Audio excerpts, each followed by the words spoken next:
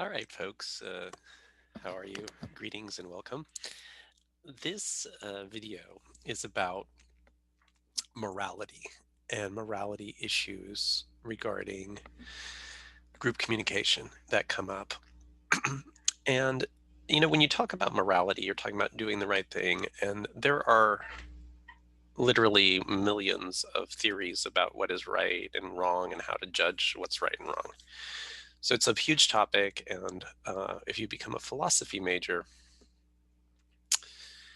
you will probably study it in a lot of detail. But in this class, it's a portion of what we do. So what we're going to do is look at Immanuel Kant. And here he is. This is a picture of him. He was a philosopher, and he had his idea, which is called the categorical imperative. And that categorical imperative by Immanuel Kant is, he said, act only according to that maxim whereby you can at the same time will that it should become a universal law. That's a quote from Immanuel Kant, the philosopher. Once again, act only according to that maxim whereby you can at the same time will that it should become a universal law. So what does that mean? It's a question that comes up. What is Immanuel Kant trying to say here? Basically, if you boil it down and distill it, what he's saying is we should only do things if we're okay with everyone else doing them. So let's say, for example, I'm having a Coke. And after I'm done with the Coke, I don't need the can anymore. So what am I going to do with it? Well, one idea I might have in my head would be to take that Coke can, which is empty, and just throw it on the street or the sidewalk or the ground or wherever I am. Just throw it out.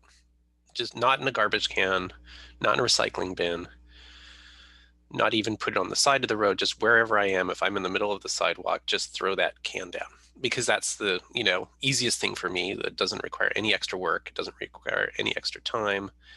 I just get to do my thing. I don't have to walk over to a garbage can. I don't have to find a recycling bin. I don't have to put it in my backpack.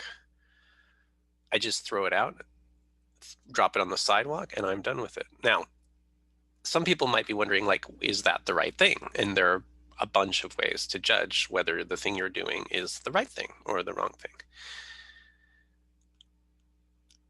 Immanuel Kant said, act only according to that maxim whereby you can at the same time will that it should become a universal law. So what you're doing there is you're saying, okay, it's okay to take that Coke can that's empty and just throw it on the ground or on the sidewalk right there and then, if you're okay with everyone else doing that when they're done with their Coke cans. But if you don't like that, if you don't want everybody else to do it, and you want other people to do something else, like put it in a recycling bin or throw it away or put it in their backpack till they get home and put it in a recycling bin, then that's not the right thing to do. So rather than looking at whether it's right for you personally or it's okay to do it for everybody is the question there. Because what Immanuel Kant was saying is if you do that, then other people might see you doing that and they might do it too. Or they might look at that as the standard and then everybody's doing it. And then there's Coke cans everywhere on the floor and you can hardly walk on the sidewalk because there's so much garbage and other things, cigarette butts and wrappers for Fritos and whatever else. So that's like his way of evaluating everything. Just consider whether or not the thing that you're doing, you would be okay with everyone doing it. And then if you're okay with everybody doing it, then go ahead and do it. But if you're not okay with everybody doing it, then you probably shouldn't do that thing. Or you should do something that you're okay with everybody doing. So let's use another example. Let's say that you are driving. I know some of you don't drive, but if you drive, let's say you're driving, you have a driver's license, and you come to a red light, and you are in a rush because you want to get to the mall as soon as possible. and you're deciding if you should run that red light. Immanuel Kant would say, using his categorical imperative, that you should decide whether or not you are okay with everybody who is at a red light in a car and wants to get to the mall as soon as possible, if it's okay with all of them running red lights.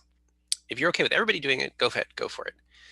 If not, you probably should stop for the red light, wait till it turns green, and then go.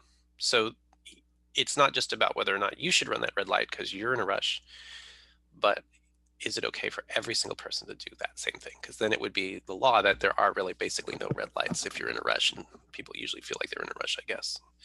A lot of people do anyway, a lot of the time. So you end up with everybody running red lights, and I guess there would be car accidents and things. So if you're okay with that, then go for it, and if not, not. So he didn't tell you what was right or wrong. He just gave you this lens to view the world and evaluate the world and decide what's the right thing for you and for everybody else, because you should consider that it's okay. If you do it, it's going to be okay for everybody else to do it. So that's basically what Immanuel Kant was saying. It's just one way to view the world. Obviously, it's got some flaws. Every philosophical theory about morality and what's right and wrong has flaws, but it's an idea that's pretty much out there, and people do use that sometimes to decide what's the right thing to do. And basically what it comes down to is only do things if you're okay with everybody else doing it. If you're not okay with everybody else doing it, then you probably shouldn't do it. If you're okay with everybody in your circumstance doing it, so like if it's a group situation of roommates, and if you're mad, it's okay to slam the door. Well, okay, are you okay with everybody slamming the door if they're mad in that category? So that's the category. If you're mad, can you slam the door?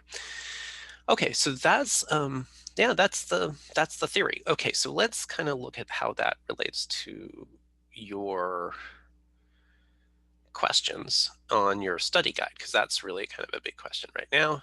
That for a lot of folks, it's like, whoa, how does this apply to the study guide? Okay, I get that, but like, how does that apply to the study guide for the quiz, and making sure I understand everything along those lines. All right, well, let's take a look at that. Let's look at the study guide then, and we'll try to use Immanuel Kant's idea here, the categorical imperative, to look at that study guide. All right, here's quiz 5 study guide. Now, most of this doesn't have to do with what we're talking about now. This is other stuff you're going to study for the quiz as well, of course. But there's a point where we get down to the bottom here. And there are some questions related to ethics and Immanuel Kant. So let's take a look at those. And let's look at the first one here. And it says, there's an article. These articles are actually in your iLearn course, and you can take a look at them. They're there at the bottom in the course pack. You can read them over, please. And there's PDFs of them, so you don't have to buy them or anything. But these are just articles about ideas related to group communication. So first one is called Atkinson, Calafell, and it's 2009 is the year, and it's dated. It's titled "Darth Vader Made Me Do It: Anakin Skywalker's Avoidance of Responsibility and Gray Areas of Hegemonic Masculinity in the Star Wars Universe: Communication, Culture, and Critique." All right. It says here, what impact does lack of autonomy and villainous threats have on audiences' perceptions of fictional characters like Jason Bourne, Darth Vader, and John Rambo? Use Immanuel Kant's categorical imperative to evaluate this situation. So what is he talking about here? Well, these are characters in movies that did things that some people might consider bad. And the question is, can we justify them? And in all these cases, these people have been the subject of bad things, and they do bad things and use as a justification for doing those bad things that they had a bad past or a bad childhood. So like with John Rambo, he was abused by the sheriff in First Blood, if you ever saw that movie. And he was also kind of a victim of the United States federal government's handling of the Vietnam War and Vietnam veterans and whatnot. In the case of Darth Vader, in his opinion, he had a bad childhood. That comes from Star Wars, the movie Star Wars. The main villain is Darth Vader, and if you look at all the 6 movies that are part of the the original set of series before we had our most recent set of 3 movies. So there's 9 movies, I think, total.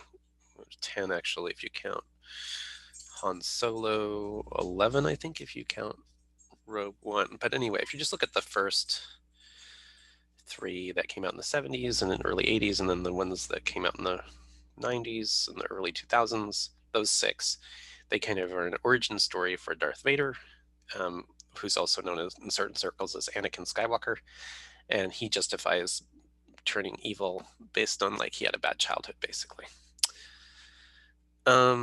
Jason Bourne is a series as well of movies, and that series is about a covert operative for the United States federal government, played by Matt Damon, and he does a lot of crazy things, a lot of good things, but a lot of violent stuff comes out, and part of that is he had this really, really, I would say, messed up background of having his memory erased and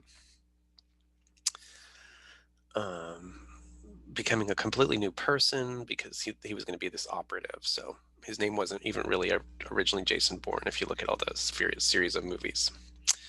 So is that justified? So in every case, it's like, is it okay to do bad things if you had a bad childhood or you had some bad things happen to you in the past? That's an oversimplification of those movies, but it's a question that comes up. Can we excuse this person?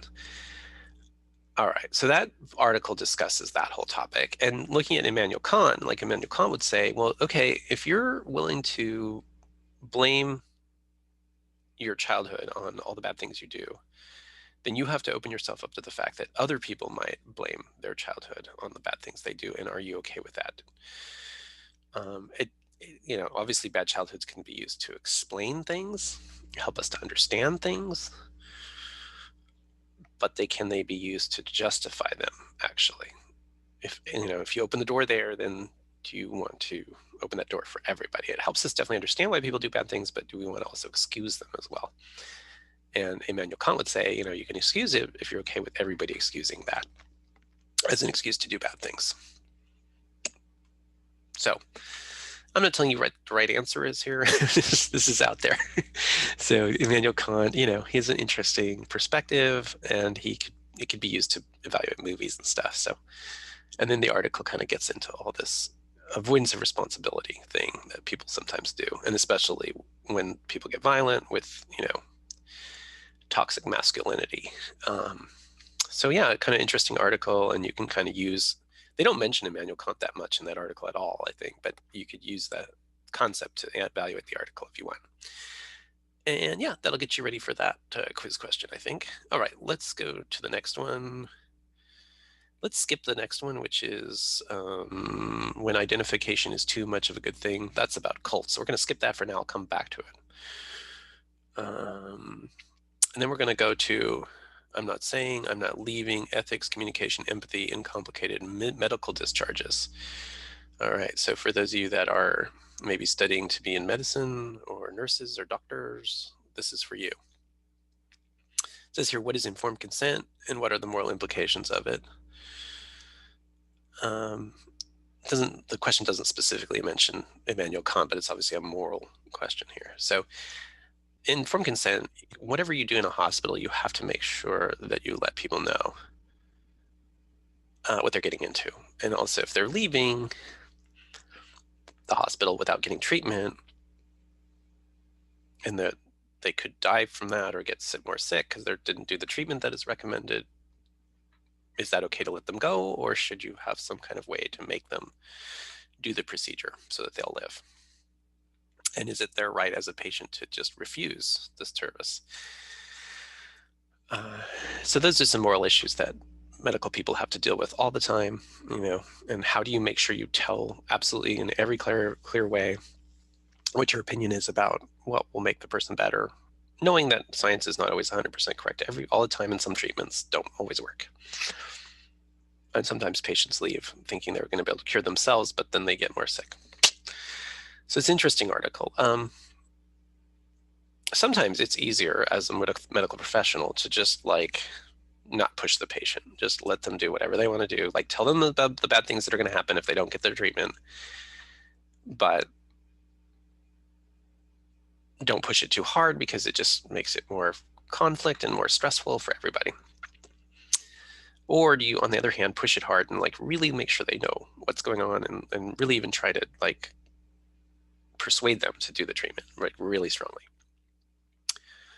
And some people might say it's okay to just let them go, give them a slight warning, and if they decide to leave, they decide to leave. They ignored you, and it's their fault. And then Kant would say, okay, it's okay if you do that, but it's okay for every doctor to do that, every nurse to do that, every medical professional to let that go. And you could end up with a lot of patients that were under duress and they didn't realize what they were agreeing to, and they left the hospital without really being pushed to really consider getting treatment. So that's what that deals with.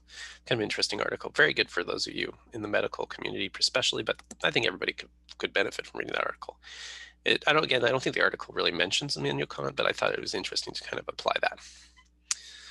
But the question is actually for the quiz. It says, what is informed consent? So that's that idea that you let people know what they're getting into, whether if they're about just everything, like when they're consenting to treatment, knowing about the side effects, when they're consenting to not getting treated, what are the bad things that could happen if they don't get treated? Just letting patients know what we know or what we think we know about them choosing to get or not get treatment. Okay. The next one is called Menegato's, Liederman, Hess.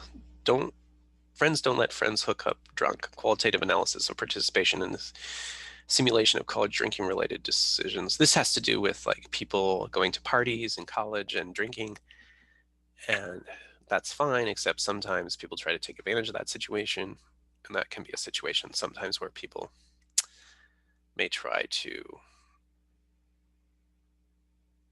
go in a sexual direction that the person is too drunk to consent, or just too under the influence to consent. And then if you see that happening to one of your friends, what's your moral obligation? To stop them or just let them be free and do what they want to do? So lots of moral quandaries there. So read that article if you have a chance. It says here, did the students let their friends make what they perceived to be a bad decision, and what are the moral ramifications of their decision to intervene or not intervene? Yeah, so what the research found, actually, if you read the article, it's found that most people did intervene. They tried to stop their friends from, going home with somebody if they were a little tipsy, and say to them, hey, I know you probably like that person, the guy or the woman, or whoever it is that's trying to pick up on you, but you seem a little drunk. Are you sure you would be making the same decision if you were sober? Or you're a little high. Are you sure that's the right decision? Or do you really want to go home with this person? So it's that kind of question that comes up for these individuals. And, it's interesting. On the one hand, you want to let people be free and do what they want to do. And on the other hand, you realize that they might not be thinking straight and maybe you should stop them. So what we found was that, at least in this research, is that the college students were really good about protecting their friends and kind of warning them and even stopping them from going home, and says, if you really like that person, you can contact them tomorrow, but right now you seem too drunk to make this decision.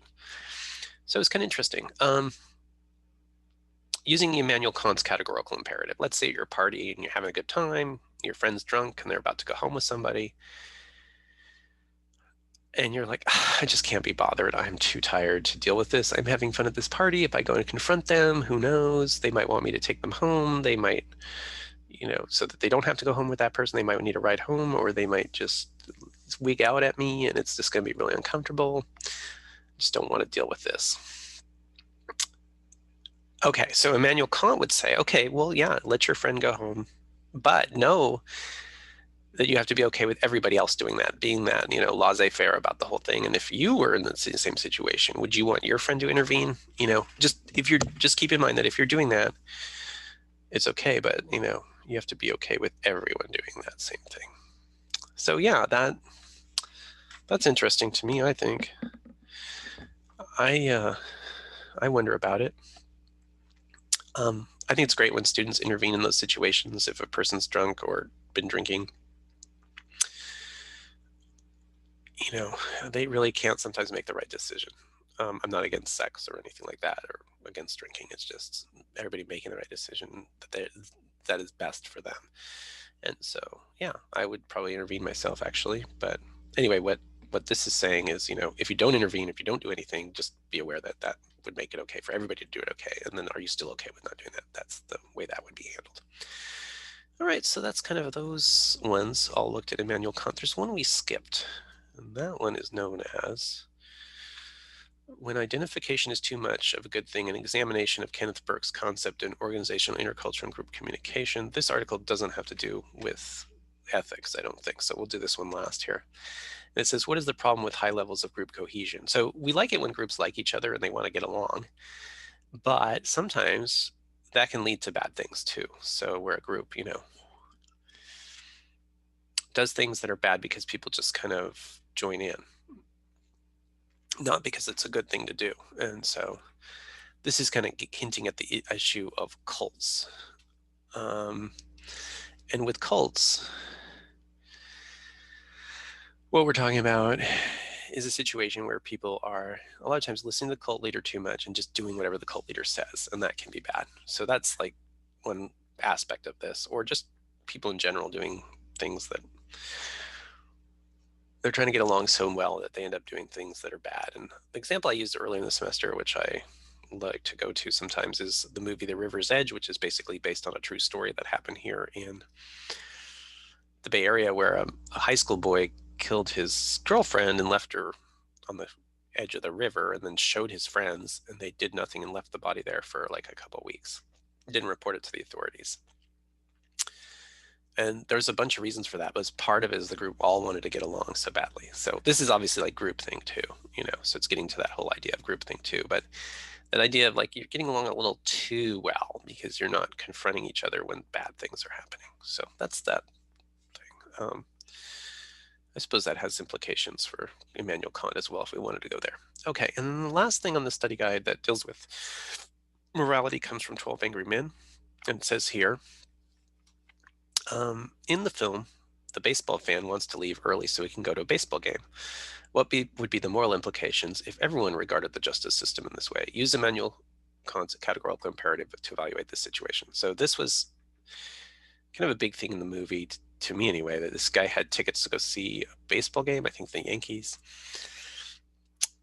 I'm not sure, but I think it was the Yankees. Anyway, he wanted to make a quick decision about the guilt or innocence of the boy who was accused of killing his father, so that he could be on time for the baseball game. And using Immanuel Kant's thing, basically what it would be is, okay, yeah, you can rush through an important decision like that and go to a baseball game if you're okay with every juror and jury in every situation where there's a moral issue or someone's been accused of a crime, make a quick decision. If you're okay with everybody making a quick decision in juries, then fine, go for it. Go to your baseball game. But if you'd like people to be more careful and take a little bit more time to discuss the topic, then yeah, then you should probably take that time to do that. And so just keep in mind that it's not just you're part of a system. And if everybody starts like not taking the thing seriously, that's an issue. We're not saying you have to spend the rest of your life discussing these topics, but like in the case of 12 Angry Men, I think the whole the whole discussion is about like an hour and a half. So like for that boy's life, I think we can take an hour and a half, And if we cut it short, then we have to be, from Immanuel Kant's perspective, okay with everybody cutting short the discussion.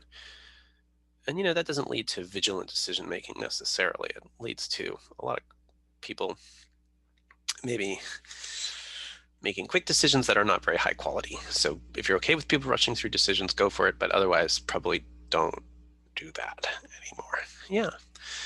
So yeah, so this whole thing is, it's not telling you exactly what's right or what's wrong in the world. It's just basically saying that you should consider what you think to be right or wrong based on a lens. And there are a lot of lenses out there. One of them is Immanuel Kant, categorical imperative. There are like literally millions and millions of lenses for viewing the world, and you have to pick the ones that you want to use for different situations and the ones you believe in. And this is just one that we can use in group communication situations. And if you ever get a chance to take a philosophy class, especially one that deals with morality, you'll be able to see a lot more of these. So yeah, that's a nice overview. Yeah, and then obviously you would study all the other stuff for the quiz too, but that's, I have other lectures and whatnot on here for other topics, but that's the last bit, the morality bit of that quiz. And the categorical imperative. And if you forget like the definition of the categorical imperative, I have the little PowerPoint in there in iLearn, so you can click it and read what it says, because I don't think it says his like concept of categorical imperative. I don't think it's really explained in our textbook, so you have to get it off the PowerPoint. And I've just said it over and over again, but basically it's only do the thing if you're okay with everybody else doing it. That's basically what he believes. All right, so yeah, and as always, just email me if you have any questions. I'm always happy to try to help. And I'll talk to you real soon. Yeah, just let me know if you have any questions. Enjoy the articles, enjoy reading your textbook. And if questions come up, email me. I'm always happy to help you out. I'll try to fill you in on what I think anyway about these things. And remember, there's no right or wrong. It's up to you to make a decision about, there's no set right or wrong. It's up to you to make a decision about what's moral. And they encourage you to make your decisions yourself and decide on things and find out your own lens. And yeah, just some thoughts on these things, but your opinion is important too. And thanks so much for listening, and have a great day. Email me if questions come up.